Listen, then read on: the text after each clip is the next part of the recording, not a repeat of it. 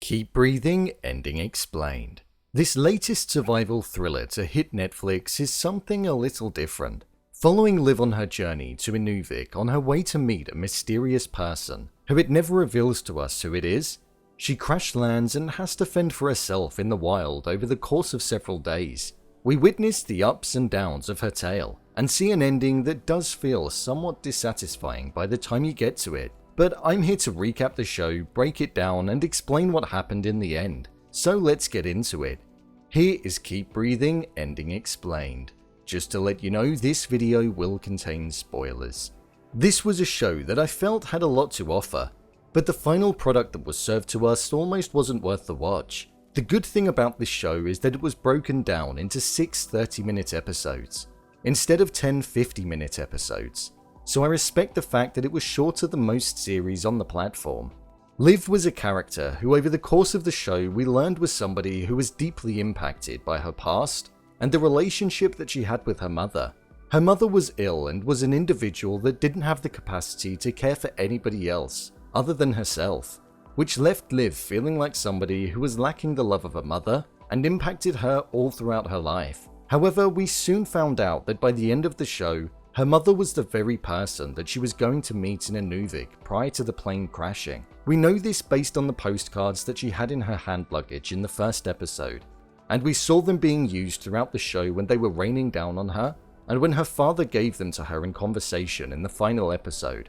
We saw Liv tackle 4 different people inside of her mind once she crash landed in the wilderness throughout the entirety of her time there, and they all served different purposes. We had Sam, who was the person who was in the plane who served as negative energy and the doubt in her mind. I found this a little odd as he didn't initially strike me as an individual who'd be like that, and there was no prior connection between the two characters before getting on the plane, so it felt quite misplaced that he was being used like that.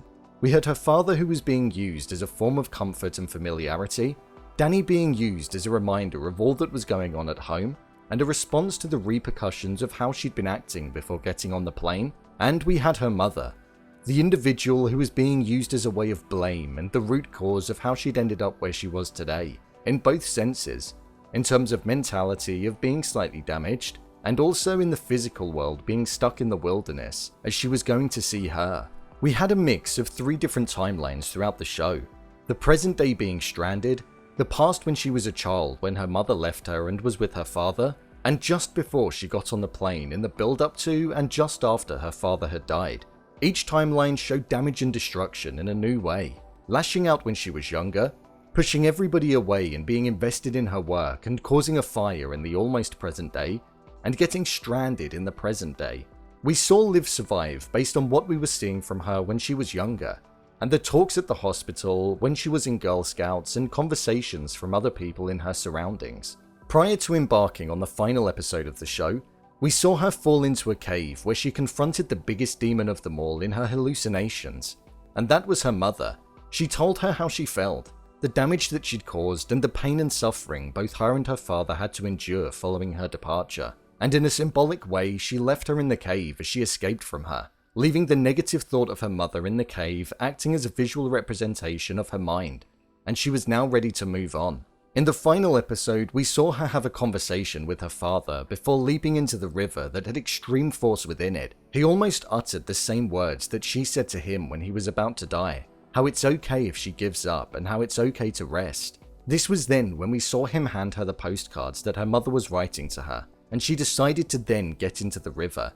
It pushed her through with rapid force until she lost control, and we saw her life quite literally flash before her eyes, as we were served flashbacks of all that we'd seen, symbolizing that she was on the verge of dying, before she then passed out and was washed up ashore, where 2 individuals found her. She'd reached the destination that she set off to find. She spoke about getting motherly advice from her own mother when she was hallucinating, but I think she'll most certainly utilize the pain that she's gone through in her own life to be a better mother than she was to her. The final shot that we got was of Liv waking up and opening her eyes before it cut to black, showing that she survived and supported the flash forward that we saw. The show was about facing your inner demons and personified it by stranding the individual in the wilderness, where all she had was her own mind and needed to tackle them face on. I thought this show was okay. but it felt like a long watch despite the fact that there were only 6 30-minute episodes. It's shot really nicely, and the acting, although exaggerated at points, was delivered well. I just feel the story lacked a real emotive purpose that allowed the audience to connect to the characters, the story, and the overall message. We never really had it served to us that the mother was the person that she was going to visit, other than the subtle look at the postcards in the hand luggage, and then the showing of the postcards later on down the line. I also feel like it never really felt like Liv was in any danger. She was pregnant, alone in the wilderness, where we saw that there were bears roaming around, but she just never really faced anything that dangerous other than her own mind, which granted was used as a very dangerous weapon in the show. But when you're stuck following a plane crash, the treacherous terrain and fear for your own survival is something that's paramount to a show like this, and it just didn't really translate across the screen. It almost always felt like she was going to make it out alive and well, despite the fact that the odds were stacked against her. I personally wouldn't necessarily recommend this show to watch. If you've got 3 hours where you don't mind watching something a little different, and you don't see that often in the sense of a survival show, then it's worth putting on. But the story doesn't really engage the viewer, and it leaves you feeling a little dissatisfied at the end of it all when she wakes up. And the story that you could have predicted yourself at the start of the show comes to fruition and closure at the end. I've seen better, but I've most certainly seen worse this year. Give the show a watch, make up your mind, and comment your thoughts below. I don't think there will be a season 2, considering it's marked as a limited series, but who knows? If the show does do well amongst the audience, then there may well be a season 2 on the cards. It may not necessarily follow Liv, but if they did still want to follow the character, we could see how she handles her life outside of the wilderness, as we saw that she was battling a lot of demons. We'll just have to wait and see. So, there you have it. Keep breathing, Ending Explained. If you want to see more videos such as Endings Explained, theories and predictions, and character breakdowns, then click on the I button. Or alternatively, you can head over to my channel where you'll find them all. If you'd like to give me a show or movie that you'd like me to review, then head over to my Twitter, @BrainPilot_, and tweet me what show or movie you'd like me to review next. And finally, if you'd like to see what I rate the latest movies that don't quite make the cut to getting a dedicated video, then head over to my Letterboxd profile.